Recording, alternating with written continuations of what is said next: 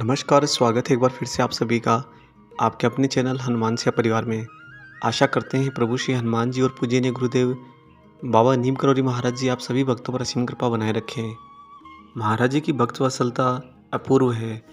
अगर बाबा को आपने अपने हृदय में सच में बसाया है और बहुत ही साफ आत्मा से आप उनको चाहते हैं, उनकी भक्ति करते हैं, तो यकीन कीजिए महाराज जी अपने भक्तों को अपनी पलकों पर बिठा के रखते हैं। न जाने आपके कितने काम महाराज जी सशरीर जाकर आपकी अनुपस्थिति में कर देते हैं। और अगर आप पर मानसिक या स्वास्थ्य का विकार आए तो उसे महाराज जी स्वयं में विलीन कर लेते हैं। बाबा का सानिध्य मिल जाने पर भक्त पर महाराज जी इतना अथाह प्रेम लुटाते हैं कि उस भक्त को उस प्रेम में बहना ही पड़ता है और कोई चारा बचता ही नहीं।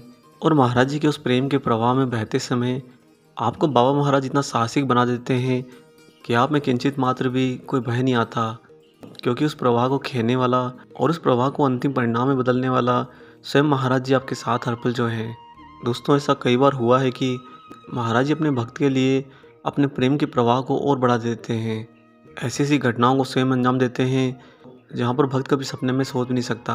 हाँ, ये बात हो रही है कि जब भक्त अपने जीवन में अपने गुरु को, अपने ईश्वर को नज़दीक पा लेता है तो उसके मन में व्याकुलता आ जाती है।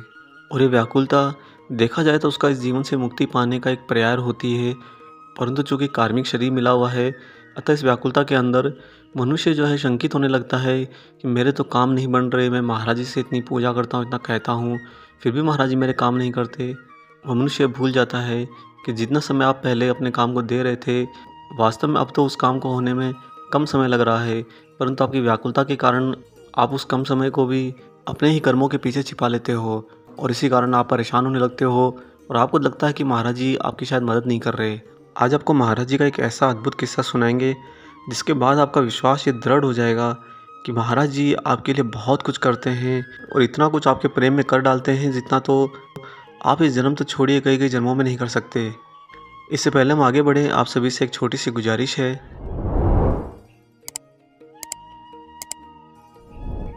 अब आइए ले चलते हैं आपको बिना देरी करे महाराज जी के इस अद्भुत लीला प्रसंग पर। लखनऊ के टीटागढ़ पेपर मिल में श्री एम बी लाल नौकरी करते थे। बाबा उन्हें बड़े ही प्यार से रमेश नाम से पुकारा करते थे। एक बार श्री लाल को सूचना मिली कि महाराज जी इन दिनों कानपुर आए हुए हैं और जो ही भक्त को अपने भगवान के बारे में पता चलता है, भक्त अपने भगवान से मिलने को व्याकुल हो उठता है। और यही हाल लाल जी का था। वे इतने व्याकुल हो गए कि बाबा के दर्शन के लिए कानपुर चले गए। वहाँ जाकर कुछ दिनों तक वह महाराज जी के साथ उनकी सेवा में रहे। दिन रात महाराज जी जो कहते वह करते और खाली समय बैठकर महाराज जी के पैर दबाते। लाल जी का यह मानना था कि जितने दिन में महाराज जी आपको अपने नज़दीक रहने का अवसर देते हैं, उसका एक एक क्षण महाराज जी की सेवा में समर्पित होना चाहिए।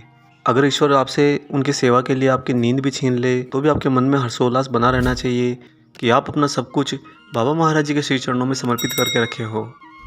ऐसे ही भाव के कारण कई बार भक्त अपने पीछे के उत्तरदायित्वों को भूल जाता है। वह करे भी तो करे क्या, अपने ईश्वर से प्रेम ही कुछ इतना गहरा होता है कि यहाँ के मायाजाल से मनुष्य स्वतः है ऊपर उठ जाता है और इस भौतिक जगत के सभी कर्मकांड उसे बड़े ही फीके लगने लगते हैं। यही हाल यहाँ पर लाल जी के भी रहे। वह महाराज जी की सेवा में निरंतर वहाँ पर बने रहे। दूसरी तरफ उनकी लड़की डोली लोरेटो कॉन्वेंट स्कूल में 10वीं कक्षा में पढ़ रही थी। उन दिनों उसकी परीक्षा का समय नज़दीक ही था, अतः फीस जमा करने का विद्यालय से नोटिस आ गया था और महाराज जी की सेवा में रहने के कारण लाल जी फीस जमा करने से चूक गए। उनकी बेटी की स्कूल की फ़ीस जमा करने की तिथि बीत चुकी थी। एक दिन अचानक से कानपुर में रहते हुए लाल जी को चिंता हुई कि वह अपनी बेटी की फ़ीस जमा करना भूल गए हैं और अगर अब फ़ीस जमा नहीं हुई तो शायद उनकी बेटी कहीं फेल ना हो जाए या उसे परीक्षा से वंचित ना कर दिया जाए। जब लाल जी मन ही मन ये चिंता कर रहे थे तो दूसरी तरफ बैठे महाराज जी सब बातें स्वयं जान रहे थे। भक्त की तो हर सांस ही महाराज जी के श्री चरणों में होती है, बाबा से भला क्या छिपे। अतः यहाँ पर बाबा लाल जी की चिंता से पूर्ण रूप से अवगत थे, परंतु महाराज जी ने लाल जी से कुछ नहीं कहा। अगला एक सप्ताह और बीता। तत्पश्चात महाराज जी बोले अब हम चलेंगे और उधर लाल जी को भी कानपुर से चले जाने के लिए आदेश दिया। तो श्रीलाल जी महाराज जी के चरण स्पर्श कर लखनऊ वापस लौट आए और यहाँ आकर तुरंत ही डोली के स्कूल में उसकी फ़ीस जमा कराने के लिए चले गए। चूँकि उनकी बेटी डोली के स्कूल के प्रिंसिपल उनके थोड़े परिचय में थे, अतः जब वह पहुँचे तो उन्हें ज़्यादा विरोधाभास के व्यवहार का सामना नहीं करना पड़ा।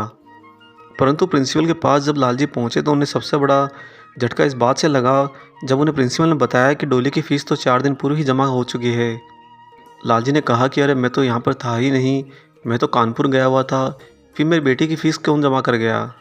और चूँकि उन्हें भली-भाँति याद था कि उन्होंने किसी से इसका ज़िक्र भी नहीं किया था, अतः यह तो प्रश्न ही नहीं उठता कि कोई जान-पहचान वाला आकर उनकी बेटी की फ़ीस भर दे। तब स्कूल के प्रिंसिपल ने लाल जी से बताया कि 4 दिन पहले ही एक मोटा और बूढ़ा आदमी, नीचे धोती पहने ऊपर कंबल लपेटे हुए नंगे पैर वाला, वह हाथ में कुछ पैसे लिए हुए डोली की फ़ीस जमा कराने आया था। हमने उसे काफ़ी मना किया, परंतु उसने कहा कि डोली हमारी ही बच्ची है। तब शायद हमने सोचा कि आपको आने में बहुत विलम्ब हो रहा है, अतः आपने किसी आगंतुक के हाथ पैसे भिजवाए हों। और जब हमने उससे फ़ीस लेकर जमा करके उसे रसीद देनी चाही, तो बूढ़ा व्यक्ति बोला कि यह मेरे किस काम की, मेरा तो जो काम था वह हो चुका है।